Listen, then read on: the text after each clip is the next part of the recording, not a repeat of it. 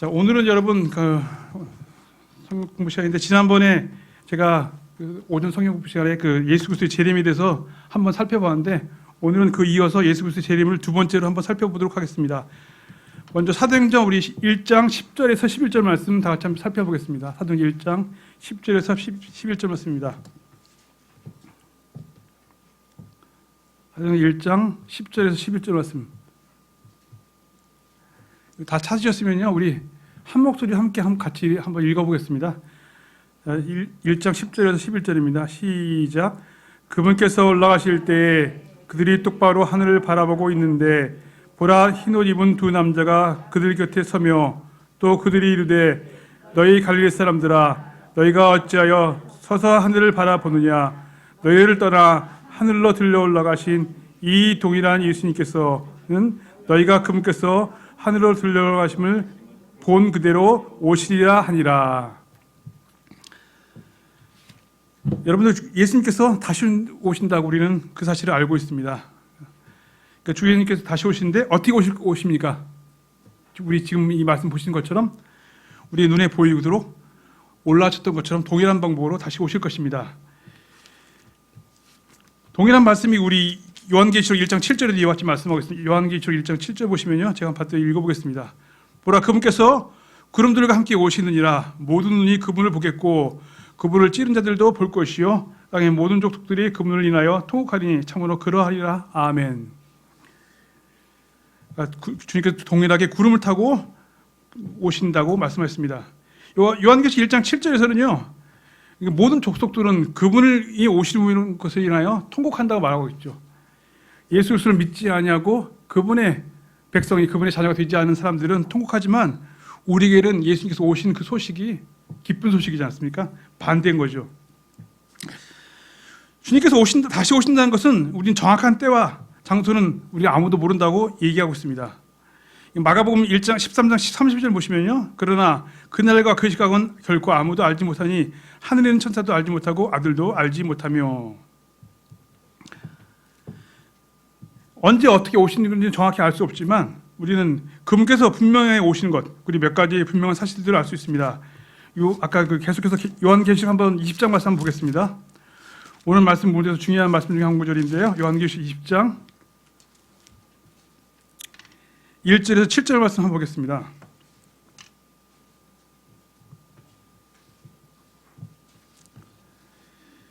요한계시록 20장 1절에서 7절 말씀 보시면요, 제가 한번 읽어보겠습니다. 또 내가 보니 한 천사가 바닥 없는 구덩이 열쇠와 큰 사슬을 들고 하늘로부터 내려와 마귀와 사탄인 그 용 곧 저 뱀을 붙잡으리라. 그러니까 그를 붙잡아 1000년 동안 결박하여. 여기 1000년이라는 말이 나옵니다. 여러분, 1000년이라는 말이 나올 때마다 한번 표시를 한번 해보십시오. 3절에 보시면요, 바닥 없는 구덩이에 던져 넣어 가두고 그 위에 봉인을 하여 1000년이 있을 때까지는 그가 더 이상 민족들을 속이지 못하게 하니라. 그 뒤에는 그가 반드시 잠시 동안 풀려나리라. 4절, 또 내가 보니 왕자들과 그것들 위에 앉은 자들이 있는데 그들에게 심판이 맡겨졌더라. 또 내가 보니 예수님의 증언과 하나님의 말씀을 인하여 목벤 자들이 혼들이 있는데, 그들은 짐승과 그 형상에 경배하지도 아니하고 자기들이 이마 위에나 손 안에 짐승의 표를 받지도 아니한 자들이더라. 그들이 살아서 그리스도와 함께 1000년 동안 통치하되. 5절 보시면요, 그 나머지 죽은 자들은 그 1000년이 끝날 때까지 다시 살지 못하였더라. 이것은 첫째 부활이니라. 6절, 첫째 부활에 참여한 자는 복이 있고 거룩하도다. 둘째 사망이 그들을 다스릴 권능에 갖지 못하고 도리어 그들이 하나님과 그리스도의 제사장이 되어 1000년 동안 그분과 함께 통치하리라. 7절 보시면요, 그 1000년이 다 참에 사탄이 자기 감옥에서 풀려나고. 여기 1000년이라는 말이 6번 반복해서 언급되는 것을 우리가 알 수 있습니다. 여러분들, 1000년 왕국이라는 말을 많이 들어보셨죠? 그것은 구체적으로 기간이 언급된 1000년 동안의 지상 왕국, 1000년 왕국이 말하는 이 구절이 나온 구절이 바로 요한계시록 20장의 이 부분이 유일한 부분입니다. 그러나 구약 곳곳에서는 이 날에 대해서 언급하고 있습니다. 구약에서 대언자들이 온 땅의 의로 통치하게 되는 때를 예언하고 있는데, 바로 이것이 천년왕국인 것이죠. 우리 한번 구약에서 한번 볼까요? 시편 72편 8절에서 11절입니다.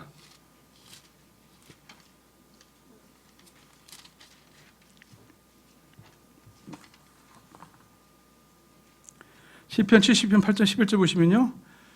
그가 또한 바다에서부터 바다까지와 강에서부터 땅의 끝들까지 지배할 터인즉 광야에 거하는 자들은 그 앞에 절하고 그의 원수들은 티끌을 핥으며 다시스의 섬들의 왕들은 예물을 가져오고 세바와 스바의 왕들은 선물을 바치리니 참으로 모든 왕들이 그 앞에 엎드리며 모든 민족들이 그를 섬기리라.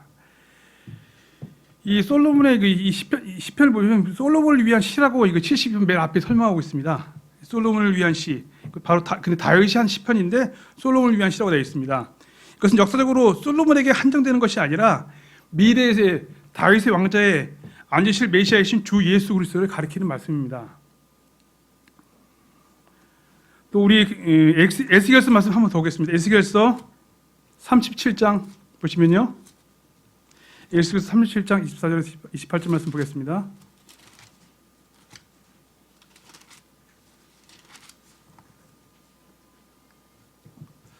에스겔서 37장 24절 28절 말씀 보시면요. 내 종 다윗이 그들을 다스리는 왕이 되리니 그들 모두에게 한 목자가 있으리라. 그들이 또한 내 판단의 법도 안에서 걸으며 내 법규를 지켜 행하리라.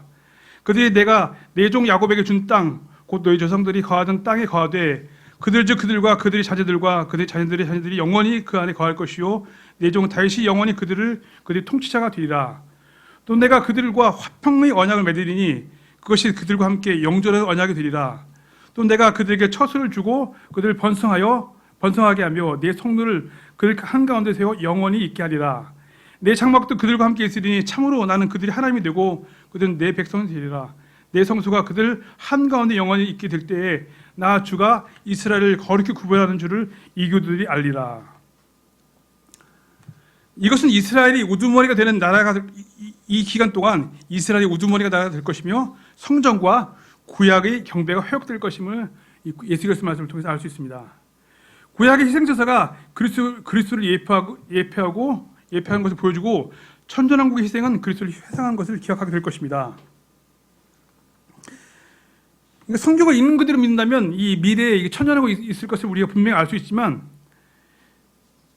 그러니까 우리가 성경을 읽는 그대로 믿는다면 여러 가지 설명을 덧붙일 필요가 없어요. 근데 많은 사람들이 이것을 있는 그대로 믿지 않냐고 이상한 말을 하기 때문에 우리가 더 설명을 덧붙여야 할 필요가 생긴 것이죠. 그래서 어떤 사람들은 여러분들 이게 읽을 때 어때요? 천년의 기간이 있을 것이다. 우리는 알게 되잖아요. 근데 어떤 사람들이 이걸 뭐라고 얘기하냐면 이 천년 기간은 정해지지 않은 어떤 기간일 것이다. 이렇게 말을 해요. 말이 그럴싸한 말 같잖아요. 근데 오히려 우리의 믿음들을 파기하고 우리에게 있는 그대로 믿지 못하게 하는 그런 거짓된 것이죠. 로마 카톨릭과 칼빈은 천년이 그리스도의 초림 때 시작되었다고 말합니다. 이미 천년이 시작되었다고 말해요. 말해서 그것이 지속되고 있고 그것이 끝나면 예수님께서 오실 것이라고 말합니다. 이것을 무천년주의라고 말하는 거예요. 그러니까 천년이 있는 그대로 시작된 것이 이미 미래에 올 것이 아니라 그것을 어떤 영적인 기간이다 이렇게 말할 때 그걸 무천년주의라고 합니다. 그럴싸한 말을 포장한 후천주의자는 천년이 완전한 평화 시대를 거친 후에 모든 것이 다 끝난 후에 그 뒤에 예수님께서 오실 것이라고 가르칩니다. 여러분들 어거스틴은 왕국이 현재 지상에서 다스리고 있는 교회라고 가르칩니다. 지금 우리가 교회가 있는데 이것이 천년왕국의 어떤 것이라고 얘기합니다. 어거스틴은 천년왕국은 교회 안에서 성취된 것이라고 영적으로 해석해야 한다고 가르쳤습니다. 그리고 어거스틴은 사탄의 결박이 그리스도의 지상 사역 동안 이루어졌다고 얘기합니다. 누가복음 10장 18절에 보면 이런 말씀 있잖아요. 그분께서 그들에게 이르시되 사탄이 하늘부터 번개같이 떨어지는 것을 내가 보았노라. 이 구절을 근거로 그때부터 사탄이 이미 결박되었다고 가르치는 것이죠. 그리고 어거스틴은 첫째 부활은 믿는 자의 새로운 출생, 거듭남이라고 가르쳤습니다.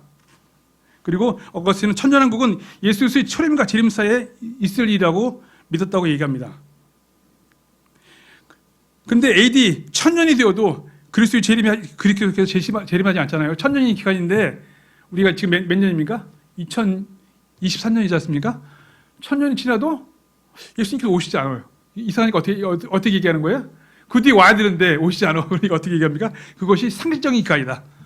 진짜 천년이 아니라 어떤 상징적인 기간이다. 이렇게 사람들이 말을 바꾸는 것이죠. 그러나 성경을 있는 그대로 믿는다면 우리는 본문의 구절에서처럼 주 예수 그리스도 천년 왕국 이전에 오셔서 이 세상을 심판하시고 천년왕국이 이룰 것이라는 것을 알 수 있습니다. 우리가 전천년이라고 말하잖아요. 전천년주의.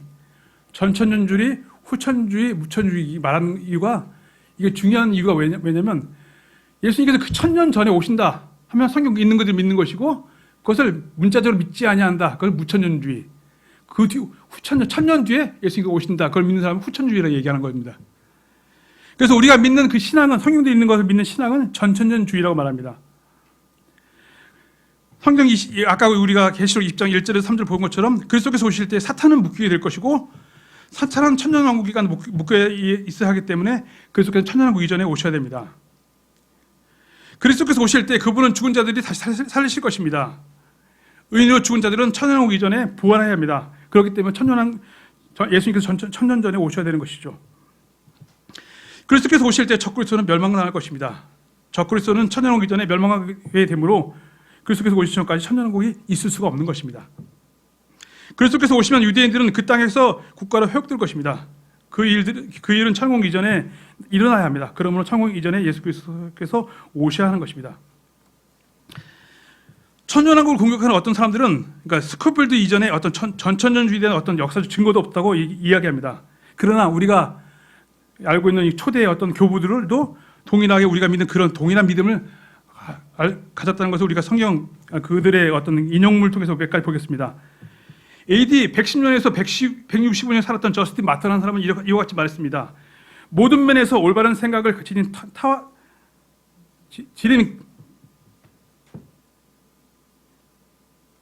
올바른 생각을 지닌 그리스도인들은 죽은 자들의 부활과 예수 그리스도의 천년 통치가 있을 것임을 확신하고 있습니다. 예루살렘은 예수 그리스도와 이사야서 및 다른 대언자들이 말씀하신 대로 재건될 것입니다. 이렇게 말했습니다. 우리가 믿는 것이 엉뚱한 것을 믿는 것이 아니라 동일하게 예수님 이후 그 초대 교부들도 믿었다는 것입니다. AD 70년에서 155년 살았던 파피아스는 이와 같이 말했습니다. 죽은 자들의 부활 이후 천년왕국이 있을 것이며 이때 그리스도께서 직접 이 땅에서 다스리실 것입니다. 또 AD 145년에서 220년 살았던 터툴리안이 이와 같이 말했습니다. 우리는 이 땅 위에 왕국이 세워질 것이라는 약속을 갖고 있는 바 하나님께서 예루살렘에 재건하사 부활하신 후에 천년간 다스리실 것입니다. 이 천년이 끝나면 세상이 멸망하게 될 것입니다. 우리 계속해서 마태복음 한 20장, 24장 말씀 볼까요? 마태복음 24장 42절 44절입니다.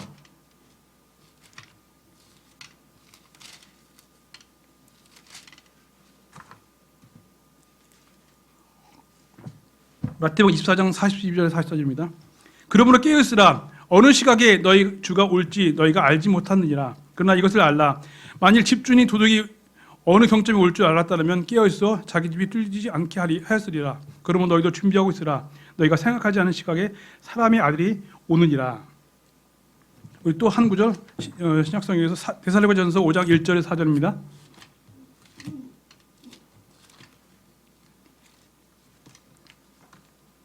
(5장 1절에 4절) 그러나 형제들아 그때와 그 시기 관하여는 내가 너희에게 쓸 필요가 없나니 주의 날이 밤의 도둑같이 이르는 줄을 너희 자신이 완전히 아느니라. 그들이 평안하다 안전하다 하고 말할 그때에 아이벤 제자에게 해산의 고통이 임하는 것 같이 갑작스런 파멸이 그들에게 임하니 그들이 피하지 못하느니라. 그러나 형제들아 너희는 어둠의 속에 있지 아니한즉 그날이 도둑같이 너희를 덮치지 못하느니라.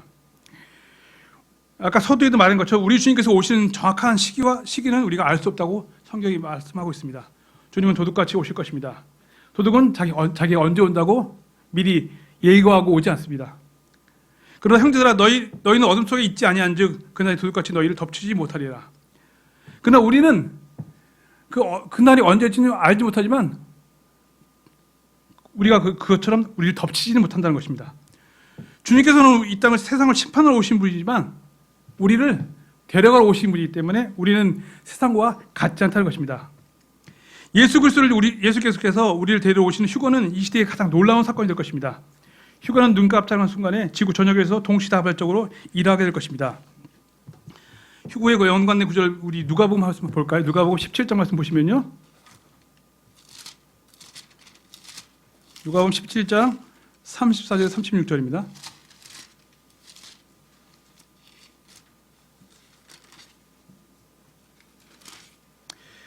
내가 너에게 이르노니 그 밤에 두 남자가 한 자리에서 누워 있을 터인데 하나는 붙잡혀가고 다른 하나는 남겨질 것이요 두 여자가 함께 맷돌을 갈고 있을 터인데 하나는 붙잡혀가고 다른 하나는 남겨질 것이며 두 남자가 들에 있을 터인데 하나는 붙잡혀가고 다른 하나는 남겨지리라 하시니라.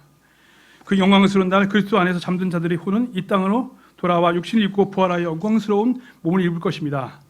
잠든 자들이 무덤에서 일어나서 주님을 뵙게 될 것입니다. 주님의 음성은 천둥과도 같이 무덤 속에 있는 성도들을 깨울 것이고 살아남아 있는 자들도 함께 들려 올라가 주님을 뵙게 될 것입니다. 우리 아까 봤던 그 데살로니가전서 말씀 한 번 더 볼까요? 데살로니가전서 4장 15절에 18절입니다.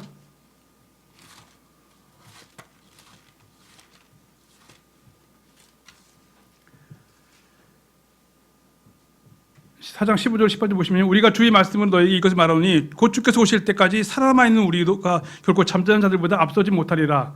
주께서 호령과 천사장의 음성과 하나님의 나팔 소리와 함께 친히 하늘부터 내려오시니 그리스도 안에서 죽은 자들이 먼저 일어나고 그 뒤에 살아남아 있는 우리가 그들과 함께 구름 속으로 채워 올라가 공중에서 주를 만나리라. 그래야 우리가 항상 주와 함께 있으리라. 그러므로 이 말씀들로 서로 위로하라. 우리 이 말씀들은 우리가 장례식 때 많이 인용하는 말씀이지 않습니까? 맨 마지막에 이렇게 말합니다. 그러므로 이 말씀들로 서로 위로하라. 우리는 이 땅에 살면서 많은 우리의 어떤 부모나 친척들을 갖다가 우리 먼저 보내게 됩니다. 그때 우리가 생각해야 될 구절도 이 구절이죠. 그들이 먼저 가지만 그러나 우리도 주님께서 오실 때 다 함께 주님을 만나게 될 것이라는 것입니다. 자, 근데 전주를 믿는 사람들도 몇몇 믿는 바에 대해서 약간 틀린 부분이 있습니다. 똑같이 전천주를 믿는 사람들도 이 휴거에 대해서는 휴거의 시점에 대해서는 약간 믿는 바가 약간씩 다르거든요. 그래서 어떤 사람들은 교회가 대환란을 통과해서 대환란 중간에 휴거될 것이라 가르칩니다. 그래서 깨어 기다리는 성도만이 대환란절에 휴거되고 나머지는 환란을 통과해서 주님을 만나게 된다고 얘기합니다. 그래서 성경 말씀 몇 구절 한번 그거 관련된 성경 말씀 살펴보겠습니다. 히브리서 9장 말씀 볼까요? 히브리서 9장 28절 말씀 보시면요.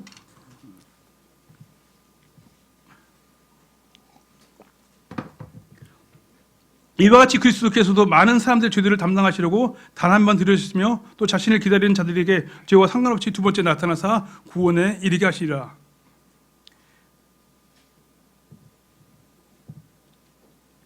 이 구절이 여러분 무엇을 말하는 것 같습니까? 그러니까 주님께서 우리 죄들을 위해서 처음 나타나셨고 초월인가 재림에 대해서 말하고 있습니다. 그래서 어떤 사람들이 이 구절을 가지고 구원에 이르게 하라고 나타나시고 어떤 중간에 환난 중간에 휴거된다고 환난 중간에 우리가 그분을 만나게 될 것이라 얘기하지만 이 구절은 그렇게 말하는 것이 아니죠. 이 구절은 그리스도께서 오실 때 살아남은 자들에게 적용될 수 있어도 잠든 성도들에게 적용될 수는 없는 구절입니다. 주님께서 천년왕국에 오신다는 말을 한 번도 들어보지 못하고 주 안에서 잠든 성도들도 수천 몇 명이 넘는데 그들은 깨어있지도 않았죠. 주님은 주님을 고대하지도 않은 사람도 많이 있습니다. 그러나 그들 동일하게 주님께서 주 안에 잠든 자들도 그분께서 오실 때 데려간다고 말씀하고 있습니다. 우리 성경 한 구절 더 볼까요? 고린도전서 12장 12절 말씀 보겠습니다.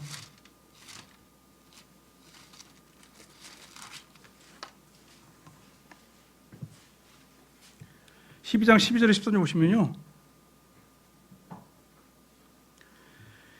몸은 하나이며 많은 지체를 가지고 있고 그 한 몸에 모든 지체가 많아도 한 몸인 것 같이 그리스도도 그러하시도다.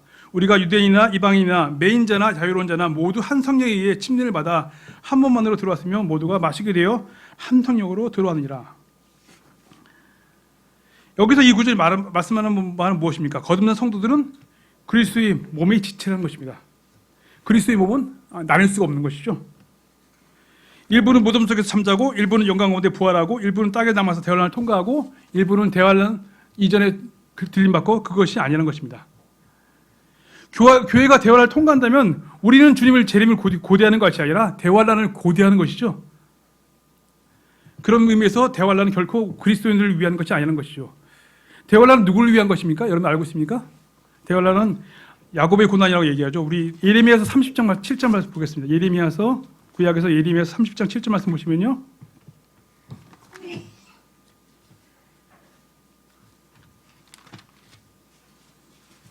예레미야 30장 7절 이와 같이 말씀하고 있습니다.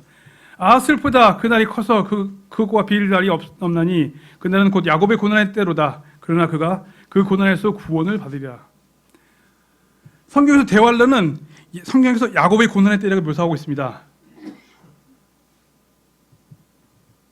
교회를 향한 하나님의 뜻은 이스라엘이 심판받는 그때엔 대환란에서 교회를 지키는 것입니다. 데살로니가전서 1장 10절에도 이와 같이 말씀하겠습니다. 그분께서 죽은 자들부터 살리시는 그분의 아들께서 하늘로부터 오실 것을 기다리는지 보여주나니 이분은 곧 다가오실 진노로부터 우리를 건져내신 예수님이라. 다가올 진노로부터 우리를 건져내신 예수님이라고 얘기했죠. 교회 시대 성도들에게 진노가 아닌 진노로부터 구원받는 것이라고 성경은 말씀하고 있습니다. 우리가 기대하는 것은 진노를 기다리는 것이 아니라 진노로부터 구원하실 예수 그리스도를 기다리고 있는 것입니다. 교회는 사람들의 진노로부터는 자유롭지 못하지만 하나님의 진노로부터는 자유롭습니다. 교회 우리 주님께 주신 용서는 결코 정죄함이 없는 용서이기 때문이다. 우리 데살로니가전서 5장 9절 말씀 보겠습니다. 데살로니가전서 5장 9절.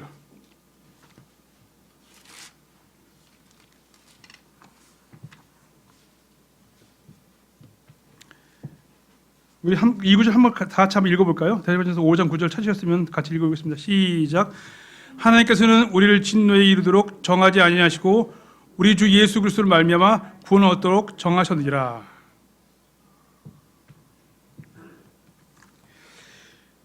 요한계시록 4장에서도 교회는 지상에 보이지 않고 19장에 가서야 다시 하늘로부터 신랑과 함께 나타나는 것을 우리가 알 수 있습니다.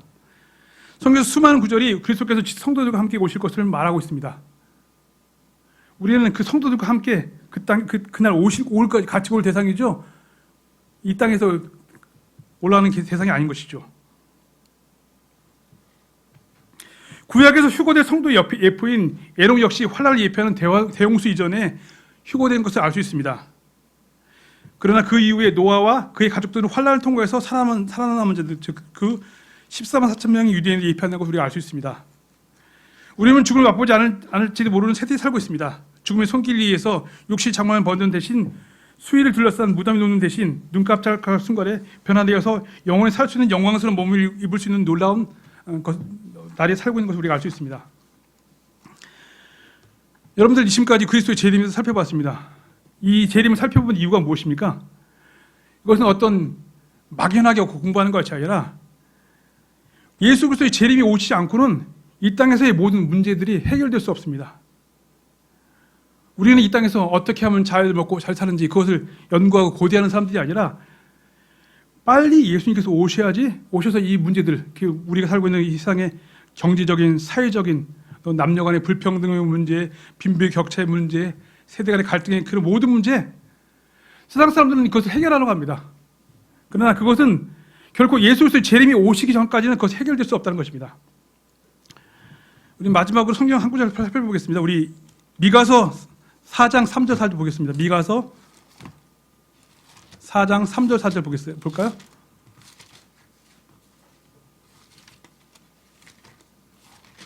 미가서 4장 3절 4절입니다.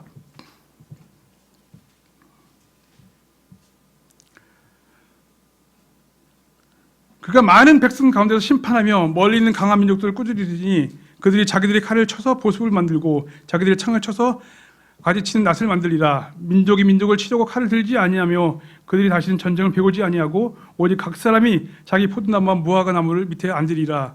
아무도 그들을 두렵게 하지 못하리니 만군의 주의 입이 그것을 말하였느니라. 여러분들 이 구절이 의미하는 바가 무엇입니까? 세상의 모든 전쟁들이 다 끝나고 그들이 더 이상 전쟁을 위해서 어떤 무기를 만들지 않고 그 모든 무기가 농사하는 어떤 창과 곡괭이 같은 것으로 바뀐다고 얘기하는 것이죠. 그것은 많은 민족들이 유엔이 설립되고 많은 민족들이 원하는 바죠. 지금도 우리 우크라이나에 전쟁이 있지 않습니까? 그리고 세상 곳곳에 크고 작은 전쟁들이 있습니다. 유엔이라든지 어떤 세계 많은 민족들이 그것을 어떤 사람의 힘으로 멈추려고 합니다. 그러나 결코 그것은 멈춰주지 않습니다. 인간에게 있는 어떤 욕망과 그런 것들이 있고 예수님께서 정말 의로 통치하지 않으면 결코 이 땅 가운데 그런 것들이 멈춘 날이 있을 수 없습니다. 그렇기 때문에 우리는 세상 사람들과 같이 어떤 이 세상을 어떤 변화시키려 노력하는 것이 아니라 이상의 우리 주님께서 오실 그날을 고대하고 소망하며 그런 것들을 해야 되는 것이죠. 자, 오늘 말씀을 마치겠습니다. 제가 기도하고 오늘 말씀 마치겠습니다.